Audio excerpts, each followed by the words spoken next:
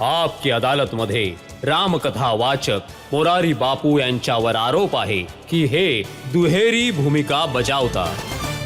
रामकथेमध्ये मोरारी बापू तुम्ही लोकांना सांगता की गंगा ही पवित्र ठेवली पाहिजे, अखंड ठेवली पाहिजे, स्वच्छ ठेवली पाहिजे.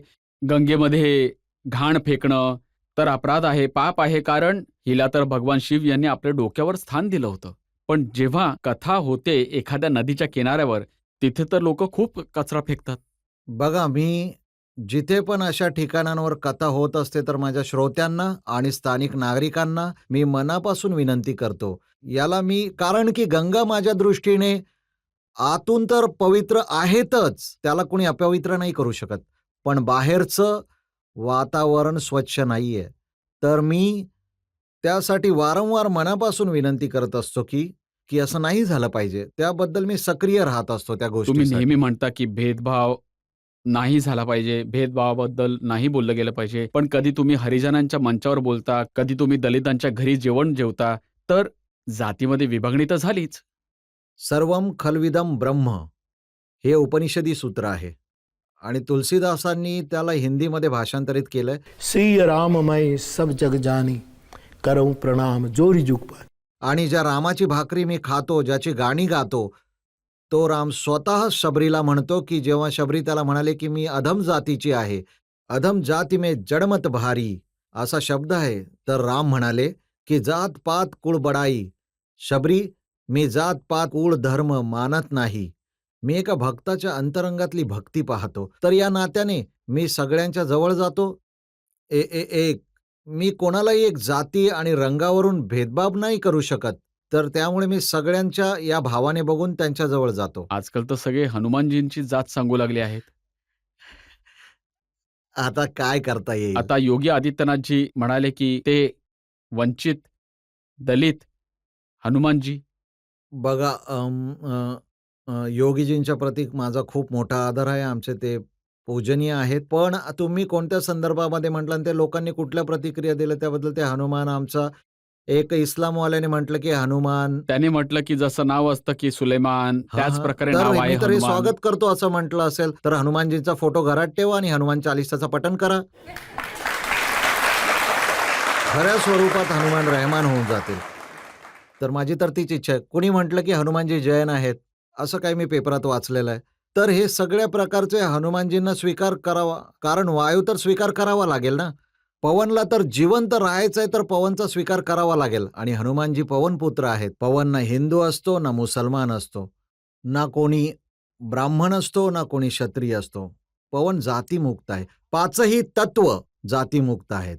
जल, वायू, पृथ्वी, आकाश आणि अग्नी, याला कोणताही वर्ग नाही, जाती नाही.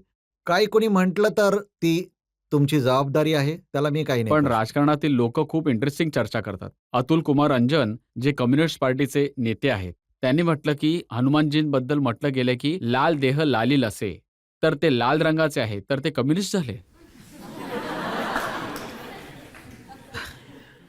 आता बघा, राजनीतीमध्ये काय असतं साहेब, की साम दंड भेद, साम दाम दंड भेद होत असतं. हे पूर्ण जगातल्या राजकारणीचे 4 सूत्र आहेत. मी राजपीठाचा माणूस नाहीये, मी व्यासपीठाचा माणूस आहे. आमच्या इथे सामला महत्व नाहीये, सोमला महत्व आहे. सोम म्हणजे चंद्र, चंद्र म्हणजे राम. आमच्या दंडकला महत्व नाहीये, व्यासपीठाच्या दंडकला पावन करण्याचे महत्व आहे. जसं ऋषीमुनींनी दंडक वनाला पावन केलं, व्यासपीठामध्ये दामचे महत्व नाहीये, तिथे तर दामन पसरवलं जातं. सगळ्यांना स्वीकार केलं जात असतं. व्यासपीठाच्या बाजूने भेदभाव होत नाही, तिथे वेद होत असतात. तर राजपेठ आणि व्यासपीठ दोघांचे विचार वेगळे आहेत. तर राजकारणामध्ये तर काही ना काही म्हटलं जाऊ शकतं. तर तुमच्या मते हनुमानजी कोण होते? हनुमान तर हनुमान होते, पवनपुत्र होते. तर हनुमानजींची कोणती जात किंवा नाही, असं जर तुम्हाला त्याला कुठल्या वर्गामध्ये टाकायचंच असेल, तर कित्येक वेळा त्यांनी ब्राह्मणांचा वेश घेतला आहे. रामाला ते प्रथम भेटले, विप्र रूप धरी कपित होम गयो. ब्राह्मण का वेश धारण केला. तुळशीदासजी त्याबद्दल म्हणतात की जेव्हा ते लढतात तर रामरो दूत राजपूत आहेत. ते राजपूत आहेत, ते क्षत्रिय आहेत, लढण्यात ते युद्धकुशलता आहेत. त्यामध्ये रजपूत रूरो हा एक मोठा राजपुत्र वाटतो. तिथेच रामाला जन्मोजन्मीच्या कर्जामध्ये ठेवलंय असा व्यापारी कोण असू शकतो? पक्का वेश्य वाटतो. आणि सेवकाच्या रूपात त्यांनी दासत्व कबूल केलं. तर हे कशातच नाहीयेत. ते सगळ्यांच्या पलीकडे आहेत आणि सगळ्यांमध्ये पण आहेत. तुम्ही कुठेतरी म्हटलं की हनुमानजी शास्त्रज्ञ होते. नक्कीच. शुद्ध विज्ञान.